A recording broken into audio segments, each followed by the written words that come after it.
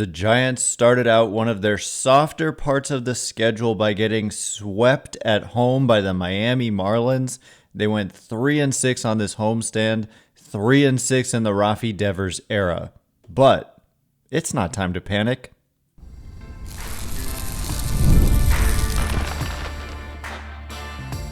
You are Locked On Giants, your daily San Francisco Giants podcast. Part of the Locked On Podcast Network, your team every day. Hello and welcome to Locked On Giants, part of the Locked On Podcast Network, where it's your team every day. My name is Ben Kaspick, and on the show, we provide daily episodes Monday through Friday, talking about the San Francisco Giants in a way that's data-driven and rational, but also simple, passionate, and accessible to all. I'm a former contributor for the baseball statistics and analysis websites Beyond the Box Score and Rotographs. I've been podcasting about the Giants since 2015, hosting this show for over 6 years, and I'm a lifelong Giants fan. Thank you for making Locked On Giants your first listen every day. We're free and available wherever you get your podcasts, including YouTube. So check us out there if you have not already, and please hit that subscribe button wherever it is that you're following the show. And coming up on today's show, we're going to get into the fact that the Giants are playing their worst baseball of the year, and really their worst series of the year, probably, against a bad team at home. So not exactly what you want there. And also, it's the halfway point of the season. And so what is the pace for the Giants? Where are they at? Where are they in the race?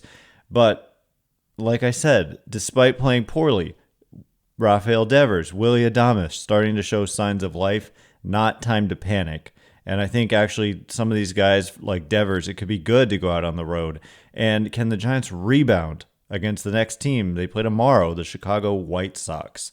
So we'll get into all of that and look back at the last month plus and how it's just been a struggle for this team in a lot of ways over that span. They won 9-1 against the A's. Wilmer Flores hit 3 home runs in that game. They ended up sweeping the A's in that series, but they have had a heck of a time scoring. They just haven't been able to score much ever since. They did get swept by the Twins and then lost 2 out of 3 at home to the Diamondbacks before that. So, I mean, really dating back to the 9th of May, it has been largely a struggle. That was when they got swept by the Twins. And a lot of the time, what's kept them in games has been their pitching.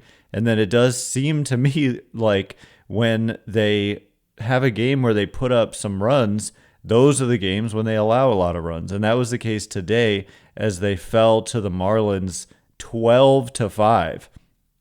Marlins jumped ahead 5-0. Was it 5-0? I think it was. And then the Giants scored 5 unanswered to tie it up. And then the Marlins scored 7 unanswered to go ahead 12-5, and that was the final score. And then last night, the Giants also scored 5, but they gave up 8. So there were so many times in the last month where if they had just been able to score 5, they would have won the game. On Tuesday, previously in the homestand, any of the 3 losses against the Guardians, or the 2 losses, I should say, yeah, it just on and on. Several times, 5 runs would have been enough to win, but not on these 2 nights back to back. So going back to May 9th and looking at the Giants' record, and that's when, again, when they got swept by the Twins, they're 20-22. So that's not so bad. And I'm going to show you that their run scoring has been quite bad. They're 20-23, actually, because that's not including today's game. They have a 3.25 ERA over that span, which is second best in baseball. But if you look at their offensive numbers since May 9th, by weighted runs created plus, I know where to look, down towards the bottom, they're 24th with a 91 weighted runs created plus, about 9% below average offensively. In terms of just runs scored, they're 26th. Good news for the Giants, the White Sox are 27th. So White Sox with an 85 weighted runs created plus, horrible defense, bad base running. Speaking of base running, how about Matt Williams with a couple of very questionable sends. I was actually at the game Wednesday night when he sent Jung-Hoo Lee, who would have been the winning run, but it looked from my vantage point like he was going to be out by a mile. He was out by a mile. And the previous day sent Devers, who was not running well and seems to be nursing what we've heard is a, tight groin area. And I don't know, just when it didn't seem like he was likely to score anyway, and you're going to push him hard, it just did not make sense. And he was thrown out by a mile. So Matt Williams had a rough couple days, but so did the Giants pitchers. They gave up. Tyler Rogers gave up a bunch of runs, including getting into trouble and then almost getting out of it and then not getting out of it, like giving up a big backbreaking 2-out hit. And that happened again today with the Giants coming all the way back to score 5 and tie the game.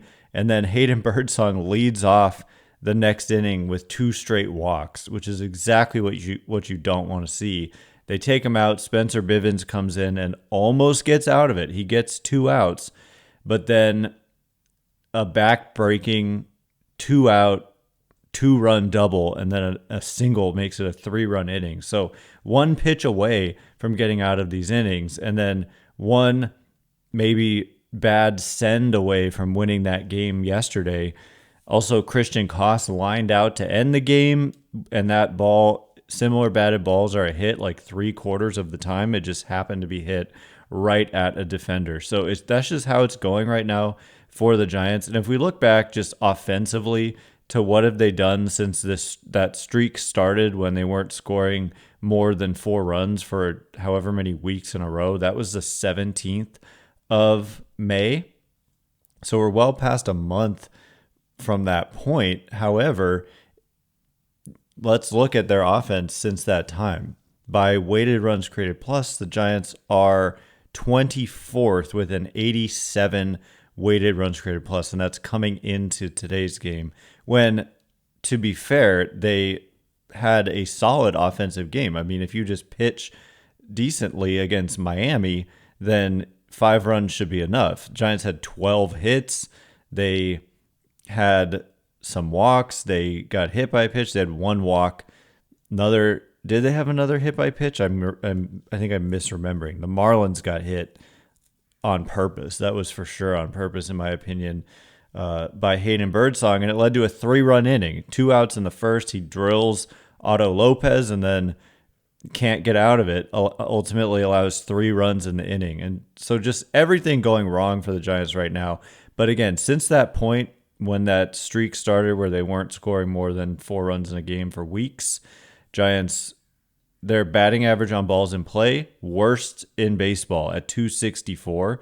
So that kind of suggests that there's some unluckiness factor and also just a regression to the mean.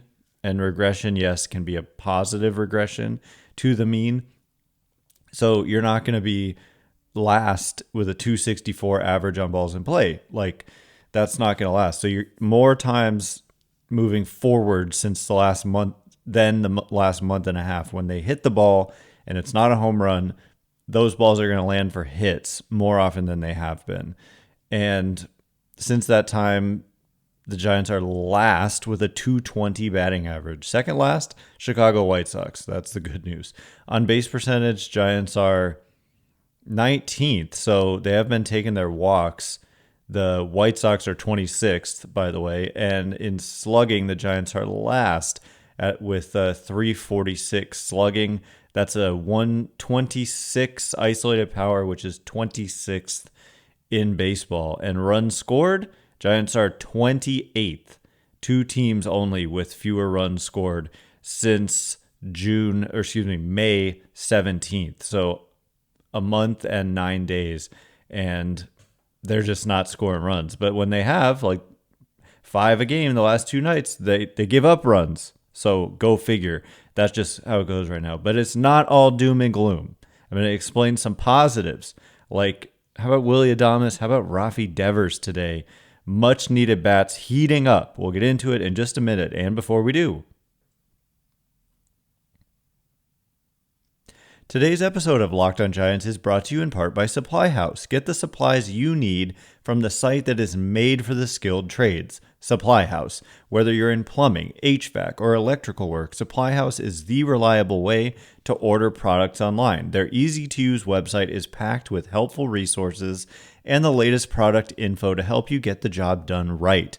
Plus, with a complete inventory of over 200,000 parts from 400 plus top brands, you will find exactly what you need delivered fast from coast to coast. Need help with an order? Supply House offers expert support and industry-leading service so you'll talk to a real person. And for trade pros looking for an extra edge, their free TradeMaster program offers exclusive perks like a dedicated phone line, free shipping, and discounts on every order. Thousands of skilled pros are already taking advantage. Now it's your turn.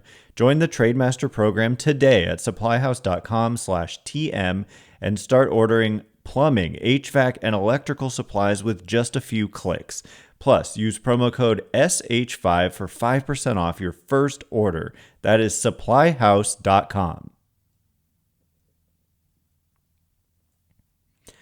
All right, here we go. We are going to get into why it is not all doom and gloom. I mean, it is doom and gloom right now, but big picture, there's half a season remaining. And as much as the Giants have had their highs in the first half and their lows in the first half, you add it all up and they're still in a solid position and they can get hot. And this is a stretch of teams that they're about to face. I know they struggled against Miami. That doesn't mean they're going to struggle moving forward. Teams get hot and cold on a dime. Thanks again for making Locked on Giants your first listen every day. Everydayers, tomorrow, I do want to break down just overall the first half of the season for the Giants because we officially played game 81 today, and the Giants are on pace for 88 wins, which is exactly what I predicted they would win at the end of the year. I predicted this at the beginning of the year. You get what I mean. They're 44-37, which is disappointing given that they're 3-7 in their last 10. They're actually 4-8, which is a better rate than 3-7 in their last 12. But yeah, that would be a 88-74 pace, which may be good enough to get in, maybe not. Right now, in terms of the wild card standings, the Giants fell out of a playoff spot by one game, and it's the first time they haven't been in a playoff spot in quite a while. But one game out with 81 to play. In the West, they're six and a half back of the Dodgers. They were just very recently one win away from tying the Dodgers in the West, but suddenly they're 6.5 back. So I do still expect LA to essentially run away with it. But if you're going to go in the wild card round, hopefully, ideally, you can host a series. I mean, obviously you hope to win the division, but I just think it's going to be very, very tough. You already have a big hole, and the Dodgers have the talent edge. We'll see.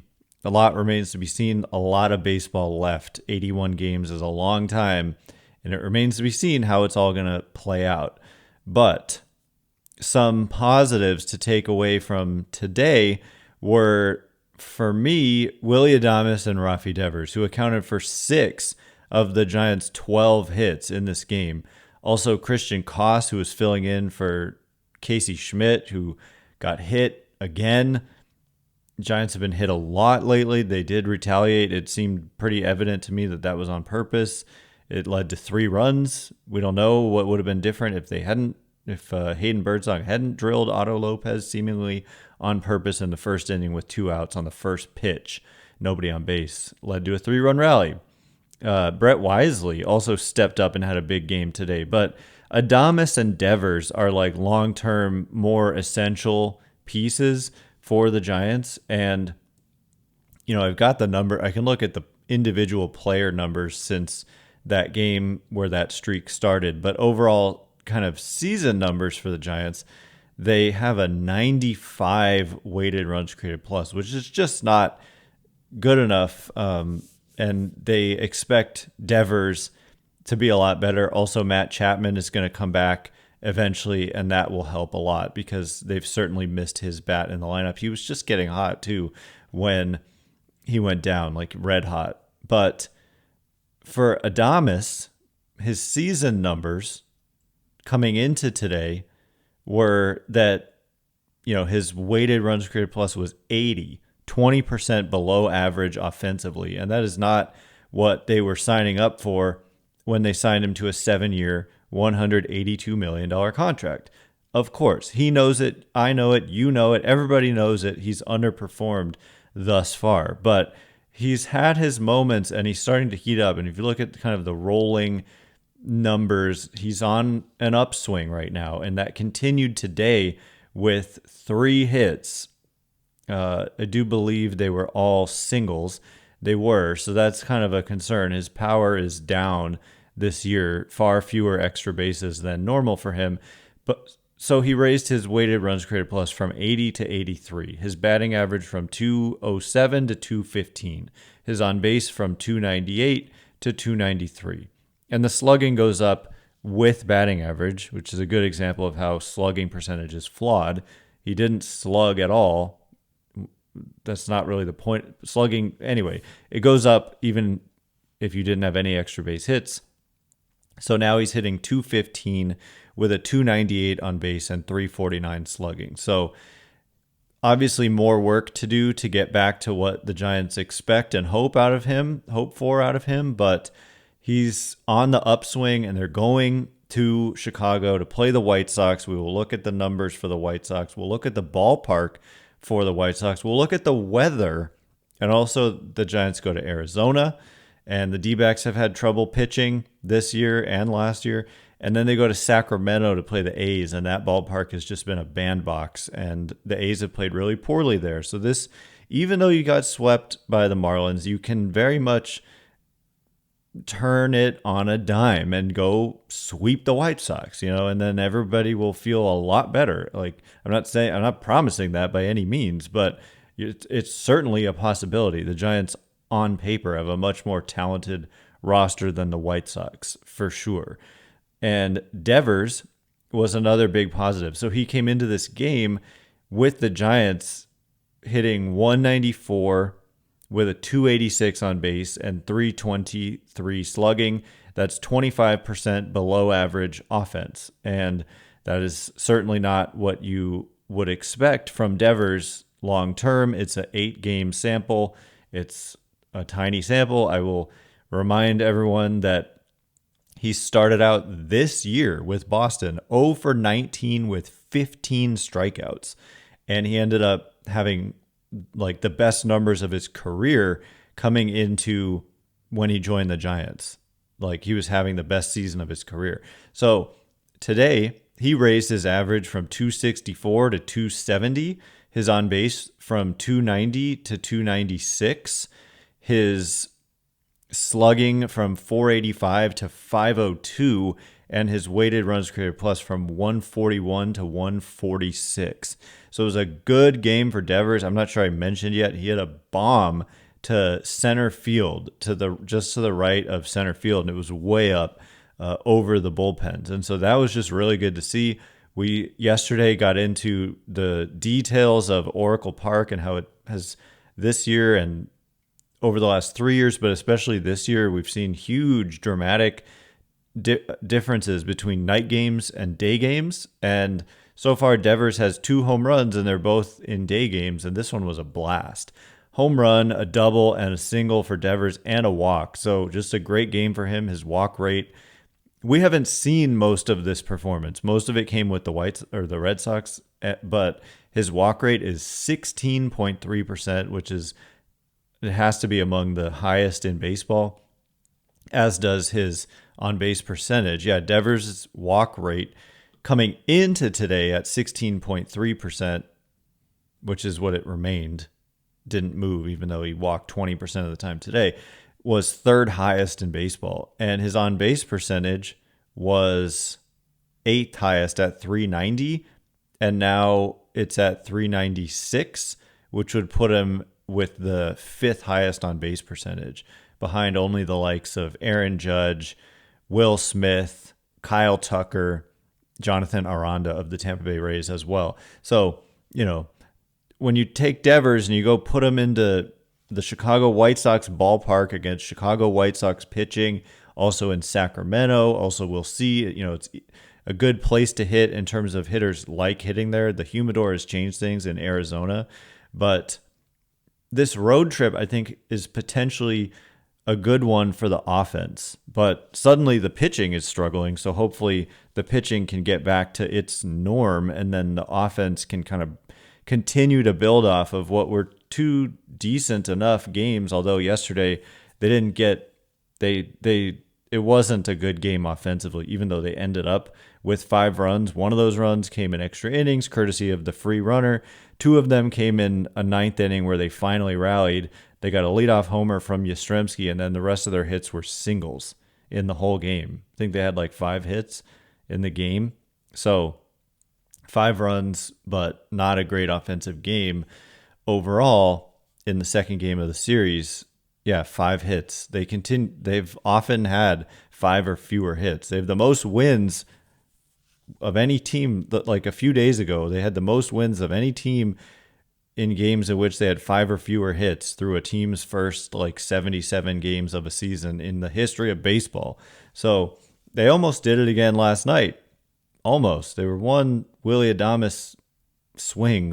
I thought he got that one for a game-winning grand slam, but it was caught on the track or just very deep out there and left. Just missed it. And then the send, and man, just rough times right now for the Giants. But going to Chicago, going to Arizona, going to Sacramento, we will look ahead and preview what is to come for these Giants and predict what they might be able to do against a team like the Chicago White Sox, where they start a series tomorrow, no days off. They're in a long stretch of games with no days off. So we'll break it down in just a minute. And before we do, today's episode of Locked On Giants is brought to you in part by FanDuel. Summer sports are in full swing, and whether you're all about baseball, under the lights, golf on the green, or high-stakes soccer action, FanDuel is the best way to make every game more exciting. You've already been following the action, so why not make it a bit more thrilling? With FanDuel, you can get in the game while your friends are getting sunburned at the beach. I've been using FanDuel to track my favorite matchups, and the app keeps it fresh with new daily promotions and fun ways to bet. It is easy to use, fast to pay out, and makes even regular season games feel like must-watch events, more so than even normal. New to FanDuel, new customers can bet just $5 and get $150 in bonus bets if your first bet wins. Open the FanDuel app today or visit FanDuel.com to get started. All right, here we go. We're going to get into the Giants going to Chicago to play the White Sox, and why I believe they're primed to have some good games with the bats. And if they can pitch like they're capable of pitching, certainly didn't show up today, but if they can pitch, then they're in a good position to have one of their better road trips of the year, even though it's really long. Thanks again for making Locked On Giants your first listen every day. Everydayers tomorrow, we'll be just kind of taking a step back and looking at the Giants at the halfway point of the season. A lot of people call the All-Star break the end of the first half, but it's way past the actual true first half. We have a lot of games to go before the All-Star break. Today was the halfway point of the season.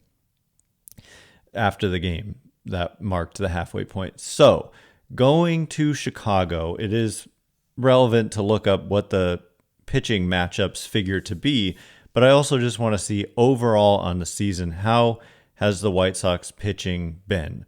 How's their hitting been? Because Giants will have to pitch to them as well. But White Sox pitching ranks 23rd in baseball with 4.5 Fangraphs wins above replacement. The Giants had 10.1 Fangraphs wins above replacement, more than 2 times as much.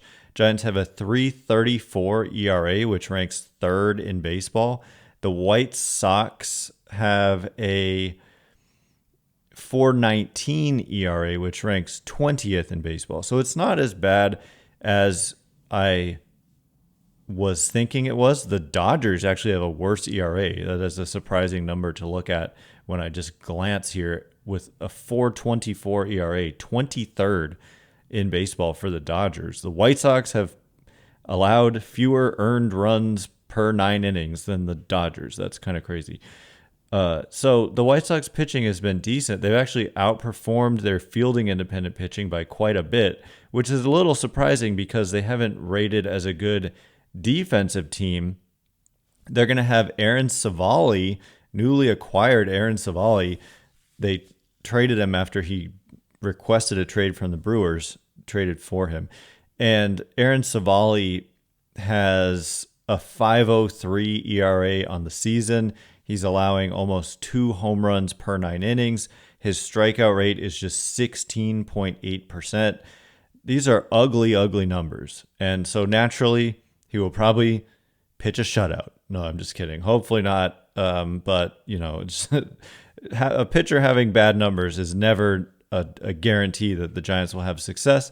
But you look at a guy like Devers, and if he's truly heating up, and then you look at that ballpark where the White Sox play, we were talking about park factors yesterday, and so I'm going to just quickly glance at park factors for the White Sox, and their ballpark, I don't even see it. Am I missing it?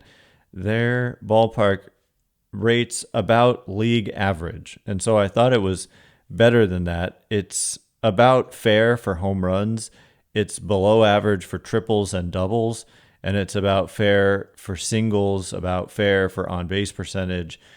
And yeah. So I don't know. For the Giants, going to a roughly league average fair ballpark is a big improvement from Oracle Park, which ranks second to last in park factors. So Giants will go there and face a pitching staff that has been significantly worse than theirs and is outperforming their expected numbers by quite a bit in terms of fielding independent pitching. They've got Adrian Hauser going in the second game, and he's actually had a nice year with a 2.27 ERA, 3.23 expected ERA, and 3.44 fielding independent pitching, all with a very low strikeout rate. So inducing weak contact, getting ground balls has been the way he's done it, but due for some regression. I mean, if you look at all the projections, they have him with an ERA in like the 5s, more than double his actual ERA of 2.27. So maybe a guy you can get to. And then Shane Smith, a 25-year-old right-hander scheduled to go in the third game of the series. And he's got a 3.38 ERA, but a 4.07 expected ERA and 3.77 fielding independent pitching. And again, not a very great strikeout rate, 21.1%, and pretty high walk rate at 9.9%. Throws pretty hard, and it looks like he's kind of had some rough starts in his last few, so he must have started off the year really well. And for the Giants, they've got Landon Roop, Robbie Ray, and then unfortunately Justin Verlander, who has struggled mightily on the season, still searching for win number 1. Hey, maybe it will come in Chicago. So the White Sox hitting, I'll just quickly look at that. We know the Giants hitting has overall struggled. Devers should definitely help when things are all said and done. But the White Sox hitting has been much worse than the Giants. They are 28th in baseball with an 80, yes, 80 weighted runs created plus, 20% below average offense. Giants came into today about 5% below average. White Sox have been 20% below average. That is really bad. As bad as the Giants have been and struggled, as much as the Giants have struggled, the White Sox have been worse by a lot. And then defensively, according to Fangraphs, the White Sox have been one of the worst defensive teams in baseball, minus 27 runs above average, which ranks 27th. Giants are 11th at minus 3 runs above average. and that's according to Fangraphs. There's a lot of different ways these days we can look at defense. If we just look at outs above average and look at fielding team outs above average, the Giants are 24th, but that doesn't account for catchers, and the White Sox are 26th. But it's a big difference. Giants at -9 outs above average, White Sox at -15, not accounting for catchers though. So I don't know. I mean, there's a lot of things we could look at. Defensive runs saved. Pretty sure the Giants are going to come out on top in pretty much every category you look at. This White Sox team was horrible last year, and they're just kind of playing a little bit better than horrible this year, but they're still a bad team. And so a team you should be able to take advantage of. Yeah, the White Sox -15 defensive runs saved, Giants +14. So that's a 29 run difference on the season. So hopefully all of that comes into play and the Giants can take advantage. And then they go to Arizona, and just quickly looking at park factors for Arizona. I guess I don't have park factors. We don't have them for Sacramento, but I know that the A's pitching, let's just look at team ERA. Let's just simply look at team ERA for Arizona and for Sacramento. I almost called them Oakland. Arizona's ERA is 4.73, which is 25th. Again, the Giants are at 3.24, a run and a half better. And the A's ERA is 5.41. Giants at 3.34, so 2+ runs better. Sacramento, the A's have really struggled. If we look at splits and we look at teams at home and we look at the A's, we're just going to quickly glance. Yeah, 5.67 ERA the A's have at home. Giants have a 3.01 home ERA, but Giants will obviously be the road team. And on the road, Giants ERA is 3.72. So anyway you slice it, the D-back series is potentially a challenge, and it's a 4-game series. Any game is potentially a challenge, as we saw with the Giants getting swept by the Marlins. But I believe you can turn the page. All it takes is one game, and to see guys like Adames and Devers get hot, going into some good places to hit, at least fair places to hit, against teams that are not great, is especially the pitching department. It's potentially set up for them to be a good road trip. But if they can't, that's a big problem. So it's a very important time of the year, and we will explore it next week. But tomorrow we're going to break down the first half from a big picture point of view for the Giants. Thank you for making Locked On Giants your first listen today. For your second listen, check out the all-new Locked On MLB Game Night. Every game, every night, all season long. Get local analysis on a national scale. Find MLB Game Night on Locked On MLB, on YouTube, or wherever you listen to podcasts. Once again, my name is Ben Kaspick. Check me out on Twitter at Ben Kaspick, Kaspick. If you like this show, please consider rating it or leaving a review. It helps me out so much, so thank you in advance, and thanks to everyone who's done so already. I can't wait to be with you again tomorrow. Thanks again for listening today. You are now Locked On Giants.